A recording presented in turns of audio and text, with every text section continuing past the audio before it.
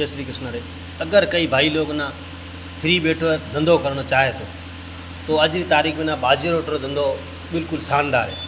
ये डिजाइन अलावा भी आप दहेज वगैरह बाजू डेढ़ चीज़ें हर जित कम आए थी। मियाँ शादी में ना मुहूर्त में ना वगैरह में ना कितने भी कम आए थी।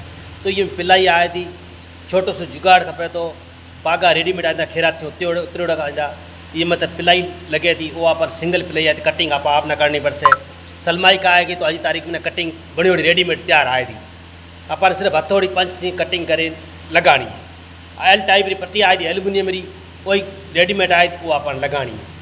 अज तक जुको बैठो है कि भाई महीना मजूरी करनी पड़े घरे बैठो ने बाहर जाए जगो तो नहीं तो बाजूट रो धंधो 250-300 रुपया तक महीना बिके तो बाहर जाए तो 350-400 रुपये तक बिके तो बाहर। अगर भाई लोग ना कहीं ना करना हो तो नंबर ॾियारा पूरो रेडीमेड टाइप एक ही जगह सामान मिले तो छोटो सो ई को घना पैसा लगाए छोटे सके पूंजी में ना वॾो व्यापार करे सके तो करण वालो हो तो